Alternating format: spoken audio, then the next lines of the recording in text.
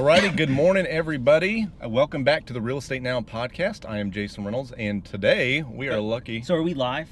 No. Oh, okay. Sorry. That's all right. Unfortunate. No, that's okay. That's probably a good thing. I used to, but there's Yeah. technical reasons. Right. So we're not live. You don't trust what I'm going to say. You might need to edit it out. I'm already going to edit this. All right. So if you don't know, this is Burleson Mayor Ken Shetter, who I have with me today. So thank you for being with us, Mayor. You're welcome. Thanks for having me. So I did some research on the mayor here, and that's a lot to read, so I'm not going to read it. Please don't. But he was elected in June 2004, born and raised in Burleson, 1990 graduate of Burleson High School. Nothing against Centennial, right? No, well, particularly it wasn't there when I graduated. Yeah, it wasn't, right? Yeah. Right, and my two youngest kids go to Centennial, so Okay. So absolutely nothing against Centennial. Okay, perfect.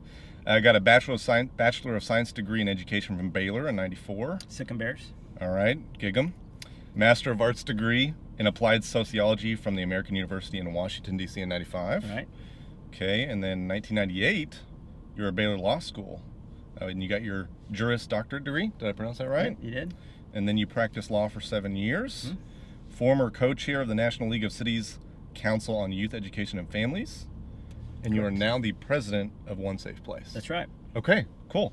So we're going to jump on the road and get to know the mayor. We just had coffee from Dwell, so trying to support a local business here.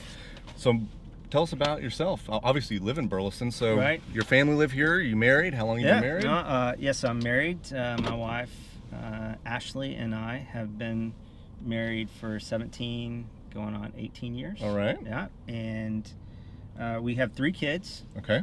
Our oldest, Lexi, is she will be a senior at Oklahoma State University. Okay. I'm not sure how she ended up there, but there she is.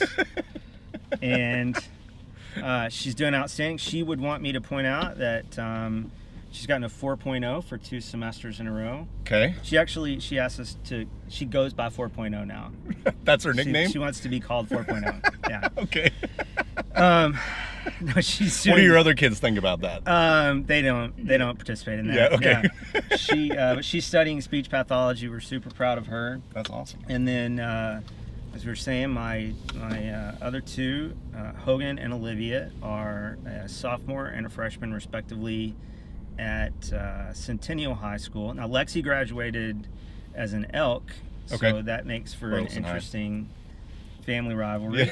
Yeah. But Hogan is his passion is the band. He plays the trumpet. Okay. And he is, in fact, he just this last weekend we went to Austin because he'd made state for solo and ensemble in band. Awesome.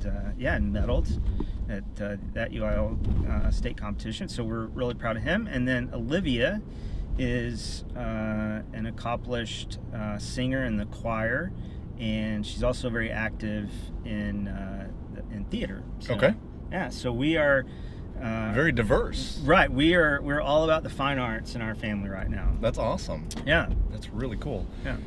So, you're the mayor of Burleson, Texas, and you're also the president of One Safe Place. Right. So you're probably a busy guy. Most days. Most days. Right. So what does the mayor do to relax? To kind of maybe get away from being the mayor? Right. Well, I like to run. So I do see you post that on yeah, Facebook. Most mornings I like to go for about a 4-mile run, which helps keep me, keep the stress level down and Yeah. keep me reasonably healthy, I guess. Okay. And then I love to read and love to go hiking. So I don't know. I don't get to do that as much as I like, but we go to Santa Fe a lot. So Okay. I love to get away to the mountains and go hiking whenever I can. And we all love to travel, so we do that as much as we can. And that's about it. Okay. So what would you say, as being the mayor, do you enjoy most about that, because you're doing the Right. president of One Safe Place, but you're doing the mayor too. So, Right. What do you enjoy most about it, and what's maybe the most frustrating? Not in a bad sense, but just maybe Sure. that. I really enjoy I enjoy the interaction with citizens, and I know every politician's Yeah. going to say that, but But I really do. So I love talking to people. I love the more we can do that in a context where people have the opportunity to engage. So you're not just talking to people, but you're listening as well. That's there, what's really important. So I actually think that's probably the most important thing we do, because if you're not talking to people, how do you know what people's perspectives are, how they feel about where you are and where you're going? And it's important I think it's important as an elected official at any level to have a vision for your community, whatever community you're serving, to have a vision for it, and to clearly communicate that vision to people, so that when it's time to vote, they know what they're voting for. For sure. Right? Yeah. So, I think that I enjoy, and I enjoy public policy generally. So I love the idea of trying to sort of understanding issues, problems, challenges, opportunities, and then developing policy to address those, and to try to do the best job of taking advantage of opportunities that you can. So I really like public policy. I've sort of been interested in that my whole life and studied it a lot of my life. And, when I was in law school, I really tried to have a perspective of understanding how the law applies to public policy. That was sort of my main purpose of wanting to go to law school. So I really just like policy development and policy making a lot. Okay. In terms of challenges, I mean, just we have. I think right now the thing that frustrates me the most is just the sort of culture of division. Yeah, for sure. And I see a lot that we are really, really lucky in local government that we govern on a nonpartisan basis. So we're not elected as Democrats or Republicans. So that makes it a joy to serve in so many ways. But one of the things I'm seeing is that the country is so divided right now that often kind of can trickle down. Yeah, and I have my opinions on national and state politics too, and I'm not afraid to express them. So, some of that gets brought on. So I don't mind if people want to be, really want to argue in a partisan way, thoughts about those national or even state issues. But when some of that gets kind of brought down into the local level, it's really irrelevant. Yeah. And why would you want to pollute local policy making, which is nonpartisan? Right. Why would you want to add an element of division to that? That just makes no sense to me. So, and right now it's particularly bad. We're seeing something that we've never seen out of our state, some of our statewide officials, that there's really a desire to sort of diminish local control, which I think is really troubling. And there seems to be this effort to really make local politics more partisan, on the part of some of those who are elected statewide, and I think that's really offensive. So that is the most frustrating thing by far, I think. No, I think that makes sense. Yeah. So, as a mayor, what does your typical day look like when you're president of one safe place? But how does that kind of all intertwine? So today's a pretty good example of how you'll kind of go back and forth. So I'm starting the day with this really awesome podcast interview. Keep going, yeah. Yeah. So, which is I think a really great way to interact and talk about the community, and then I'll go to my office in Fort Worth and kind of get caught up. And I've been out of the office for a couple of days. We had a golf tournament yesterday, and so there'll be some catching up. And then I'll be back down in Burleson at noon at Hughley for a kind of a community health assessment meeting that the folks at Hughley are leading. And that's a great opportunity for me to kind of wear both hats, because a lot of the work we do at One Safe Place, particularly as it involves childhood trauma, really involves public health issues. Right. So that's a great. I love to get opportunities to wear both hats, and so that's also an opportunity to promote this tie between public health and community violence. Yeah. So, which I will definitely do, because that impacts Burleson, For sure. as well as all the other communities I serve in Tarrant County. And then I'll head back to One Safe Place. I have an important meeting this afternoon with some folks from Verizon. Okay. So this is really cool. Verizon has really taken on the issue of domestic violence, and then particularly childhood exposure to trauma, which is a big part of the domestic violence issue, as a cause. Okay. And so we're part of a national alliance of organizations that receive really generous funding from Verizon. So we got a representative of Verizon that's going to be at One Safe Place this afternoon, and we'll be doing a tour and just talking about the issues that we have in common as part of our mission. So then, can you, we're going to talk more about Burleson kind of near the last half of this, but I think it's really neat, the One Safe Place, and how that plays a role in you being the mayor. So can you elaborate on what One Safe Place does, and maybe how you got involved in it? Yeah, so first of all, I have two of the greatest jobs in the world, and one of them happens to pay, so that's very helpful. I actually earn a living at One Safe Place, so that's nice. But we are a sort of a comprehensive crime prevention agency. I was lucky to be hired as sort of the first. At that time, I was executive director of the organization. Okay. We serve Burleson too. We serve all of Tarrant County, and most of our programming we really reached into the Johnson County portion of Burleson too. But so that's nice. It makes it easier to wear both hats sometimes.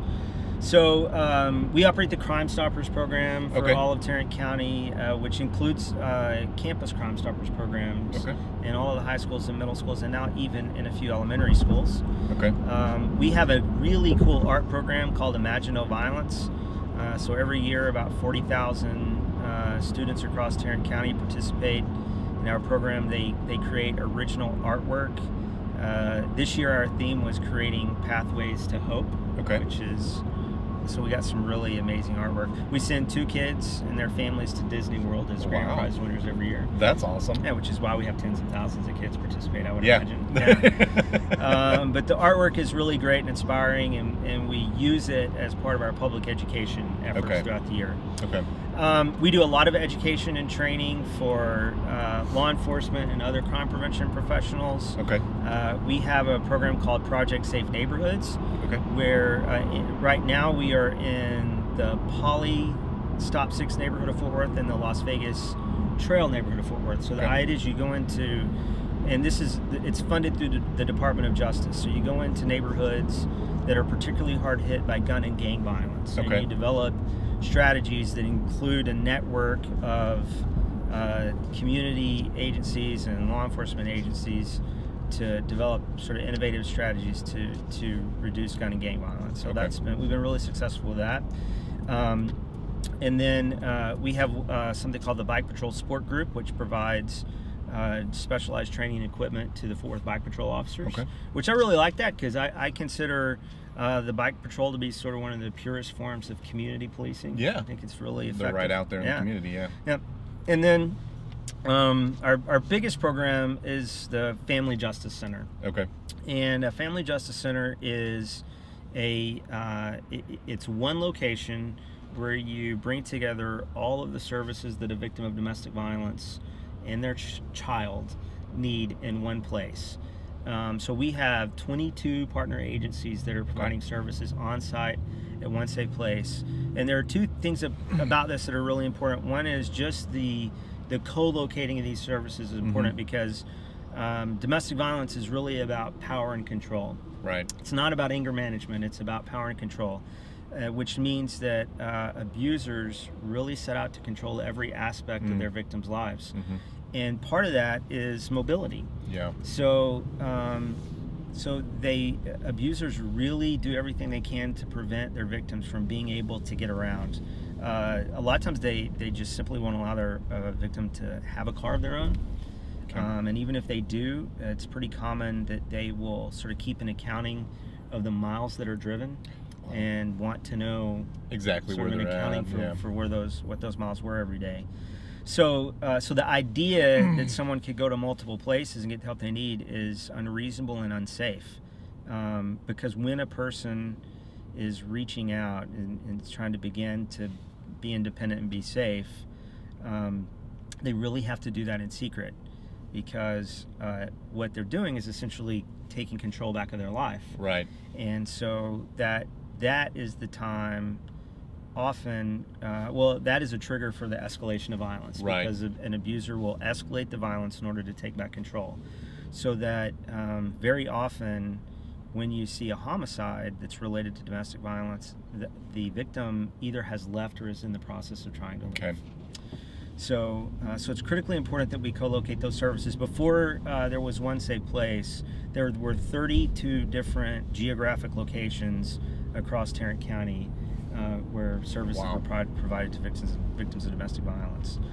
And so the other important thing, in addition to co-locating those services, is to integrating those services so that all these agencies are working together. Right. And so we do the best we can to share information and work on cases and clients together. Okay. We work really hard not to duplicate services, to be really efficient. And so just when someone comes into One Safe Place, we always do a danger assessment. Okay. So that we understand what kind of danger a person's in, and they understand. And I think that's probably the most important thing that we do, because typically it's the first time someone understands how much danger they're in. They've been kind of blind to it, probably. Yeah, exactly. Yeah. And then we'll develop a safety plan, and we'll develop a service plan and connect folks to the services they need. And it's all based on what a person is willing and able to do at that particular time. And for our clients who have children, we work really hard to assess the needs of the kids, because when you're exposed to domestic violence as a child, as a witness, it has a lot of the same kind of impact that child abuse has. Yeah. So that child is more likely to have all kinds of horrible things happen to them in life. But if we can address their needs, we can reverse that. We can reverse the cycle and end that cycle of violence. So one of my favorite things we do is called Camp Hope. We're part of a national alliance of camps called Camp Hope America, and we operate Camp Hope, Texas. And it's a week-long summer adventure camp, pretty traditional. Yeah. But we have a special curriculum that, in addition to doing all the cool stuff like ropes courses and water sports and that kind of thing, we also have a hope-based curriculum, and the whole week is designed to increase the level of hopefulness in our kids, which is the key to being resilient and to overcoming trauma. So that's next week. That's awesome. We'll take 160 kids this year. Most is our fifth year. Okay. Most we've ever had. So we'll spend a week at a campground called Carolina Creek. Okay. And it's right on the shores of Lake Livingston near Huntsville. So, okay. Yeah. Awesome. That'd be real cool. Yeah. Okay. So no mayoring that week. That's all. You're going to be gone that week. Yeah. Right. So then, what I really like is, on our last episode we had Chief Cordell on. Right. And he was talking about Burleson is the first city in the nation in regards to the strangulation law that we have now, or we have two ordinances that we're first in the nation on, and so the most recent one is a strangulation protocol. So this is a real big area of focus for us at One Safe Place. About 60% of our clients report to us that they have been strangled as part of their abuse, and it turns out this is very common within domestic violence. Sort of this thing that has always existed that people just didn't know about. And it turns out that strangulation is obviously particularly dangerous. Right. A victim who has been strangled by their abuser is 700% more likely to ultimately be killed by their abuser. Wow. Yeah, so it's one of the most significant danger factors. And it also turns out that someone who survives strangulation often thinks they're fine and they didn't suffer permanent damage, but they did. They did. Okay. So, for example, you could have a crushed or partially crushed carotid artery and not know it and be at severe risk for a major stroke. It could be debilitating or down the line, you may not know it. Yeah, and it could be a near future or distant future thing. Wow. So our ordinance does a lot of things. They're already great. Luckily, the state of Texas has one of the best laws on strangulation in the entire country. So we didn't have to address that. Our ordinance attempts to address the response to strangulation. Right. So we require our first responders to go through a protocol to ask particular questions, to take particular evidence. Okay.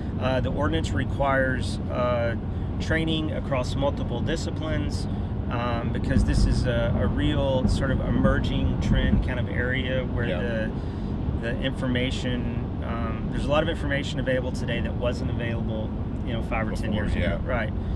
Perhaps the most important thing that the ordinance does is it requires a emergency medical response if there is a suspected or alleged strangulation.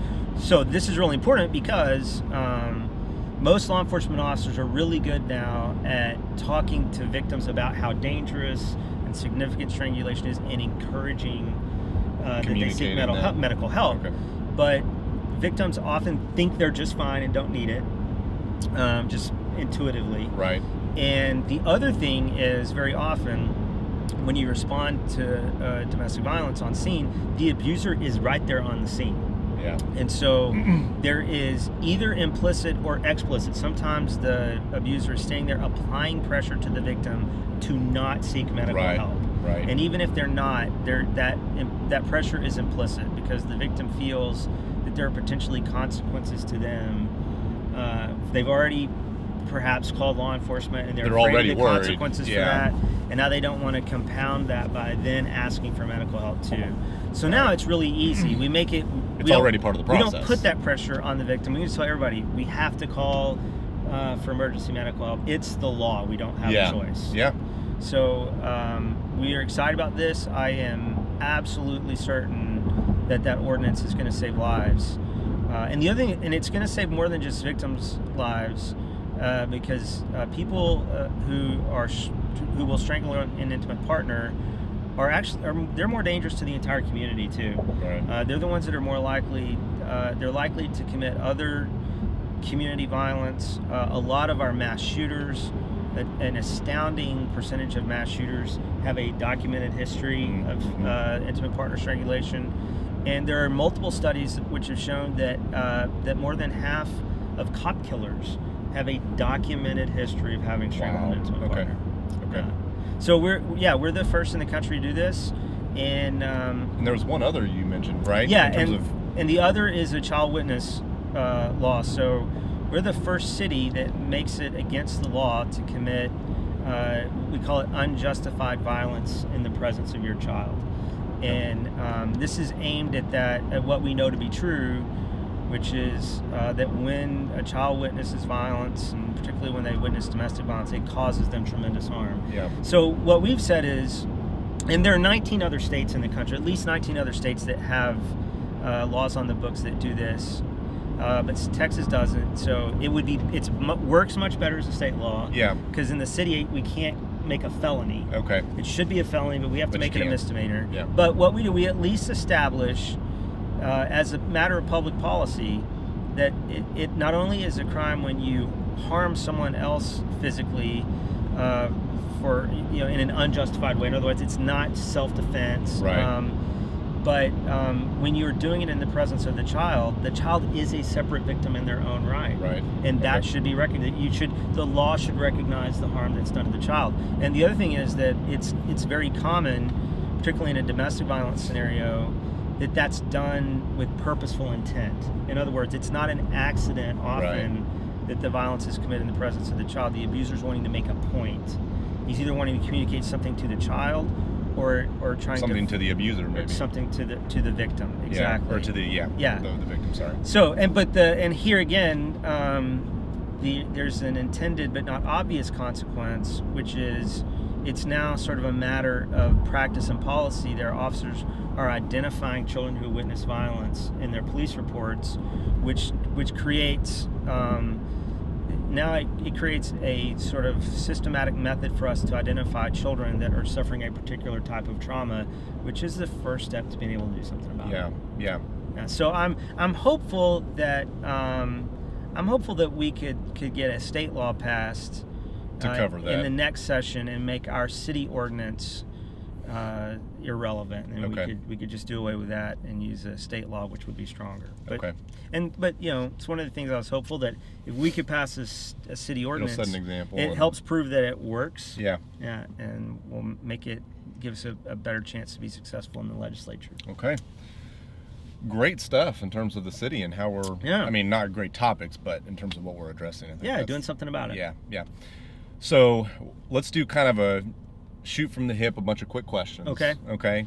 So one is Burleson is obviously growing. I want to compliment you first. You're a very safe driver. Oh, thank you. I appreciate it. I was nervous about the chief when I was driving him around with that. this. Oh, okay. Right. And I can't get you out of a ticket if we get stopped, just so you know. Well, if it's the chief, Yeah, he he'll has probably really give me a ticket. Yeah. So Burleson is growing. We all know that. Can you kind of give viewers an idea of how much we're growing on a yearly basis right now? So just to put it in some historical context, so I've been on the council for about 17 years, I guess, something like that. During the time that I've been on the council, the city has at least doubled in size in terms of population. So what would that be when you joined? We were around 22,000 when I was first on the council. Which, by the way, I remember as a kid because I grew up here. So I remember Burleson as a city of about 10,000. Yeah. And so the growth is not. It's not new. This isn't a new thing. Right. It's been happening. Yeah. It's happened over now multiple generations. And it feels like in certain years, the growth is more than the other. But we've had a pretty steady growth rate of, anywhere from 3 to 6%, annually, which is pretty healthy. That's challenging. Yeah. But it is not overwhelming. There are, and the other thing we have to remember is it's interesting. I know a lot of people are even angry about the city growing. Yeah, I've seen that. Yeah, I've seen this stuff before. Well, and I always want to say, people say, no more people. I'll go, well, when should we have shut the door? Would that have been before you moved here or right after, right? So there are not... That's a good question. Right. Not for me. You should have let me in. Right, yeah. No one else. Like, it was like when I moved here, that was a good thing. But it's not a good thing for other people to move here. Like, I was born in Burleson. But I certainly, went away to college, and when I came back, I lived in Fort Worth. When I first got a job, and I rented an apartment. So I spent the first 7 months out of law school living in Fort Worth before I bought my first home here. Okay. But I chose to move back here too. Right. Yeah. And so, at some level, almost all of us are part of that growth. And so what I think we have to understand is, what I want everybody to understand too is, like, in terms of the vision for the city, it's not about growth. Nobody ever decided. Our number one goal is our goal is, or our goal at all is growth, for that matter. That we want to be a city of a certain size. I don't think you have to be a city of any particular size to be a great city. Yeah. I think you can be a great place to live. You can be a community of consequence that contributes to the region and to the world around you, without being a big city. Right. So, and I think we've established that. I think Burleson, really sort of fights, what do they say, that fights above its weight or above its class or whatever. That we've been able to do some really great things and have an influence regionally that really is even greater than our population. Yeah. So it's not a goal particularly to grow, but the reality is Texas is one of the fastest growing states in the country. Right. And our region, currently, the Dallas-Fort Worth metropolitan region, is the fastest growing metropolitan region in the country. Yeah. So think about that. Burleson is a great place to live. You know, we have great quality of life. We have great places to shop and eat. We have outstanding parks. Minutes away from the Metroplex. You know, 15 miles from downtown Fort Worth, convenient to the airport. And we have great schools, and there is a lot of room to grow. Yeah. So you put all those things together, and we are going to continue to grow.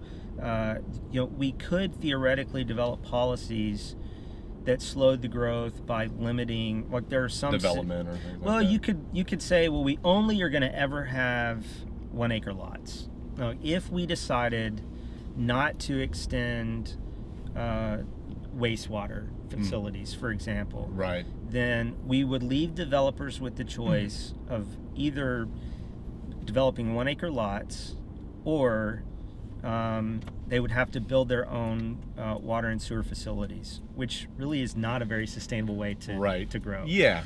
And a lot of developers would choose to do that because the market would demand it. And what that would leave is this patchwork development all over this part of the world, and a lot of infrastructure that is bound to fail. Right, different qualities. And okay. And so it's really, and it also just economically is not a great way to build a sustainable tax base and economic base. So, you know, we've chosen to try to employ the best theories of development and the most sort of sustainable patterns of development, and grow the smartest way possible. Yeah. So with that growth, you know, I've noticed more bike lanes popping up. Yeah. I think that if somebody moves here and is really an avid biker and they start riding around, they're probably going to realize that the city wasn't built upon, hey, this is going to be an easily bikeable, walkable community. Right. Very few places were, particularly in this part of the world. Right. Right. So, but the city is now actively trying to take, you know, change that. Yes, we decided 5 or so years ago that we really had a vision to be a more walkable, bikeable city. Okay. And now we realize that you're not gonna build bike lanes and sidewalks and all of a sudden they're just gonna be filled with people, right? That's not the way. That's not the way that works. So, I'm one that loves to be part of a walkable community. Right. And it turns out that there's a lot of research on this, that real estate that is in a walkable community is more valuable. So there even is there's an app that is a walk score app that will give you a walk score for your neighborhood. Yeah. Turns out Old Town, I'm proud to say, is a very walkable area according to the app. That's awesome. And so there's real market pressure to develop walkability and bikeability. And you made a great point with millennials, because younger generations are particularly likely to want to live in more walkable, bikeable places. So in doing that, what we said is we're going to be not just a great community today, but we are going to be a community in demand well into the future. We want to be a community of choice for people of every age. And there's a great book called Happy City, and they talk about this study of what makes people happy. So it turns out people that live in walkable places are more happy, tend to be happier people. Yeah, and it's not just the magic of walking is good for you. It's good for your body. It's good for your mind. It's good for your soul. But in places that are walkable, you have more human interaction. Right, more community. Yes. Yeah. Yeah. No, that makes a lot of sense. Yeah. Well, we're running on 10 o'clock. So that's our time schedule. Great. But if people have questions or look up resources, I jumped online. There's a lot of great resources online in terms of... So the city's website is very helpful and user-friendly. Most things are one click away, burlesontx.com. The city's Facebook page is... Deanna Phillips does a great job of managing the city's external communications, keeps people really informed on Facebook and Twitter, and if you put a question up there, you'll get an answer very quickly. Okay. You can communicate with me at mayorkenshetter@gmail.com, or you can find me on Facebook, on Twitter at Ken Shetter. And I'll say Facebook messages are the least efficient way to get an answer from me, just because it takes me a little longer. Yeah. But send me an email, and if you got a question, you got a concern, frustration, let me know. We really want to hear those things. Perfect. Okay. Well, thanks for joining us today. I Thank appreciate you. it. I appreciate All it. right.